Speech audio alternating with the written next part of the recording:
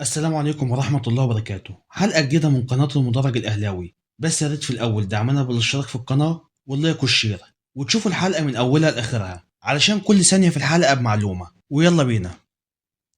هو فعلا زيزو مضى للنادي الأهلي والموسم اللي جاي هيكون بتشيرت النادي الأهلي في الموسم الجديد، ولا إدارة نادي الزمالك هتنجح في إنها تجدد عقده، ولا الموسم الجديد ممكن يكون في دوري من دوريات الخليج؟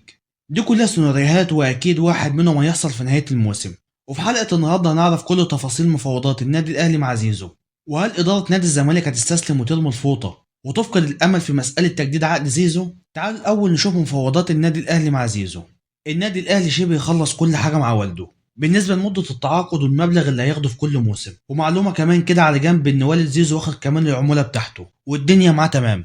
ونسبة وجود زيزو في النادي الأهلي بتوصل ل 97%. وكان في جلسة جمعت مسؤول كبير من النادي الأهلي مع والد زيزو، وده من حوالي 3 أسابيع، واتفق معاه إن تكون مدة التعاقد 4 مواسم، وهياخد زيزو 50 مليون جنيه في الموسم الواحد، وهتزيد 2 مليون في الموسم الثاني، وبعدين 3 مليون في الموسم الثالث، و5 مليون في الموسم الرابع. وطبعا كلنا عارفين ان النادي الاهلي مش بيدفع المبالغ دي، وليه سقف في التعاقدات مش ممكن يعديه، وهو من 20 ل 30 مليون بحد اقصى بالنسبه للفئه الاولى. والنادي الاهلي هيدفع لزيزو 25 مليون في الموسم الواحد، وباقي التعاقد هيكون من خلال اعلانات ومساهمه ماليه من بعض رجال الاعمال.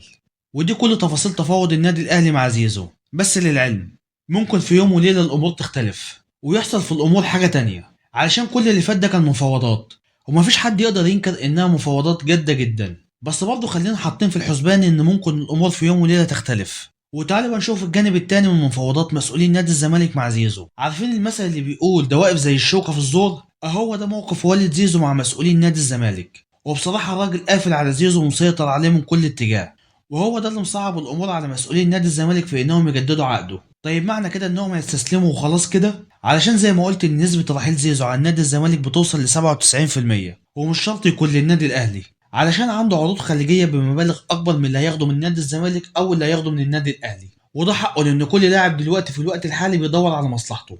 والصدام اللي حصل دلوقتي بين والد زيزو ومسؤولين نادي الزمالك ولجنه التخطيط ان والد زيزو مش عايز ابنه يلعب لنادي الزمالك في وجود الاداره اللي ماسكه نادي الزمالك دلوقتي برئاسه الكابتن حسين لبيب، وده بسبب الحرب الكلاميه اللي كانت ما بينهم على السوشيال ميديا بقالهم فتره. وفي اكتر من حد حاول انه يتواصل معاه علشان يحاولوا يقربوا وجهات النظر في مساله تجديد عقد زيزو، زي مثلا حازم امام واحمد حسام ميدو وطارق السيد والكابتن ايمن يونس، لكن والد زيزو قافل كل الطرق قدامهم. وفي النهايه مصير زيزو كلها 3 شهور بعد نهايه الموسم الحالي، وهنعرف الموقف النهائي ليه، اذا كان هيلعب للنادي الاهلي او يجدد لنادي الزمالك او يطلع على الاحتراف الخارجي في اي دوري من دوريات الخليج.